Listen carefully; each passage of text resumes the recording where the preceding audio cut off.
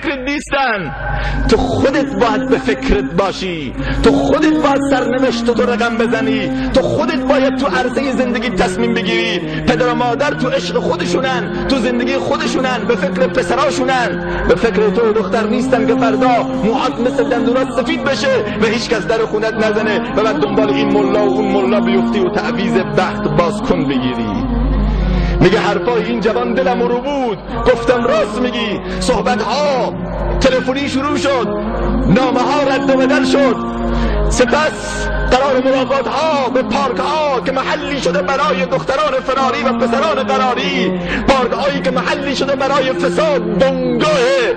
متاسفانه مسائل غیر اخلاقی و دینی فضای سبز رو به فضای جهنمی تبدیل کردن که یکی از دوستانم تعریف میکرد، یکی از علما، اسمشو نمیخوام ببرم، میگفت رفتم توی یک شهرستانی مهمان بودیم، میزبانمون نبود، تو پارک رفتیم برای وضو و نماز. خانومم میگه وقتی رفتم تو وضو خونه دیدم که یک دختر خانومی یه همه مسائل آرایش تو کیفش، تو دستشویی داره به خودش ماتیک میزنه و خواب میزنه و به اصطلاح فرم روش موشو عرض میکنه.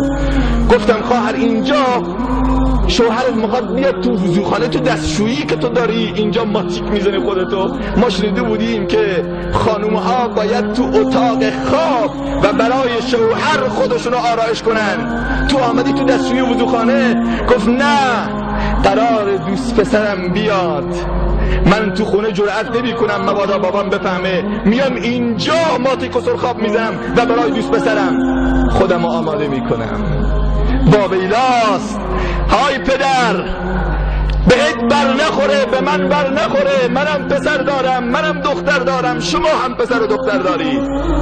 اون دختر خانم گفت که قرار گذاشتیم تو پارک، مرتب رفت و آمد و رفت و آمد، با هم دیگر عکس گرفتیم، گفتن قرار با هم زن و مرد بشیم. بالاخره خلوت ها انجام شد که ناگهان من رو به عمل منافی عفت یعنی به زنا دعوت کرد. گفتم این دیگه نه، برو گم شو. تو اگر قرار دست به این بزنی باید عقد اسلامی و ازدواج اسلامی صورت بگیره، وگرنه من حاضر نیستم. پدرم حاجیه، مکه رفته، مادرم تهجدش قضا نمیشه، خودم تلاوت قرآن میکردم و تا امروز پسر عموم منو ندیده، چطور من بیام با تو زنا بکنم؟ گفت نمی کنی اشکالی نداره، عکساتو تو دنیا پخش میکنم، تو موبایلم فیلم تو گرفتم بلوتوث میکنم، تو دنیا آبروت بره. آی برادر، آی خواهر، آی مادر، این جوان پیامشو، این دختر پیامشو داره میرسونه به تو و به من. میگه هر چه کردم که نکن، بگذار عقد بخونیم، ازدواج بکنیم، حلالت بشم. گفت بابا چه فرقی میکنه، قرار ما پس فردا 1 ماه بعد عروسی بکنیم، همین الان این کار رو انجام میدیم، مشکلی نیست. هر چه زور زدم تهدیدم کرد که آبروت میبرم، به خاطر آبروام و اعتمادم که بهش داشتم قسم خورد، با من زنا کرد و سپس حیثیت و عفت منو لکه‌دار کرد و گذاشت و رفت. بعدش زنگ زدم که های جوان بیا، چرا تنها گذاشتی؟ حالا که بزرگترین سرمایه دولت وجودم رو بردی، چرا منو گذاشتی؟ من آبرو داشتم. گفت برو گم شو، تو اگه آبرو داشتی با یک دوبه پسر نامحرم رفت و آمد نمی کردی و به این بلا گرفتار نمی شدی. این خواهر ماست، این دختر ماست، این از جامعه ماست. چرا امروز داریم به طوره گول نفهمی خود ما رو میخوریم و گول سادگی؟ المؤمن و غر کریم، مؤمن و مسلمان ساده است. این پیام رو به همه خواهران و دختران برسونید، مبادا گول چین افراد بخوره. یکی دیگه از استان دور دستم زد، خدا گواهه که اگر این دروغ باشه زبانم از کامم در بیاد.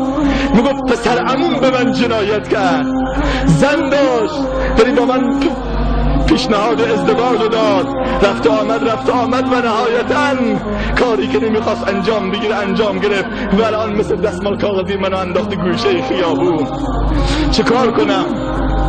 گفتم خواهرم چرا اول زنگ نزنی مشوره بکنی؟ برو بالا از پسر عمو فراتر که این قضیه رو جناب حافظ شاهده که دختر خانومی زنگ زد گفت فلانی. موبایل خیر شاهی رو گرفتم گفتم درسته، زد زیر گریه. خودشون خواسته من صحبت بکنم، قرار نیست راز هر کس فاش بکنم. گفت نجاتم بده، کمکم کن. گفتم چیه خواهرم؟ گفت از دست برادرم نمیتونم تو خونه تنها باشم، تا تنها میشم برادرم به من قصد سو داره. امت رسول الله به کجا رسیده؟ یا رسول الله، اگر امروز تو بیایی و بخوای امت رو شناسایی بکنی، هرگز نخواهی شناخت امتی که تا دیروز پاک، صاف، ایمانی، روحانی، قرآنی، دینی،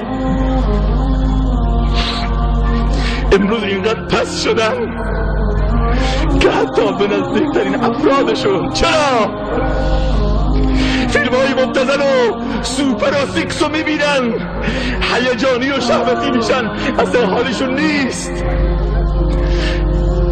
گفتم خواهرم مواظب باش، چرا به کسی نمیگی؟ گفت از ترس آبروم میترسم آبروم بره. چرا ازدواج نمی کنی؟ گفت نامزد دارم ولی برادرم اینقدر پسته که امروز ظهر که تنها بودم ناگهان داخل خانه آمد و به سر و کلم پرید و تا زمانی که کار خلاف عفت و انجام نداد رهایم نکرد.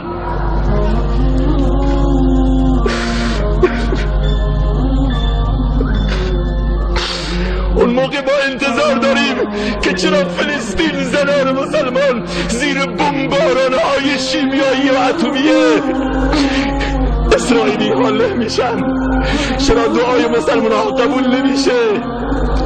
چرا دعاها بالا نمیره؟ به خاطر این فاسد اجتماعی است. جوون مکنید، آی جوون تاجر آباد زلزله بیاد همه ما رو ببله. با این همه مفاسد باور کنید اینقدر از این تلفن ها هست که مجبورم کرد که بالاخره بیام تو عرصه و از این مسئله بزرگ و این فاجعه و تراژدی عظیم پرده بردارم، بلکه شاید این صدام به داخل خانه ها به خواهرای نوجوانم برسه، به پسرای نوجوان برسه، به پدرها برسه که مواظب باشید.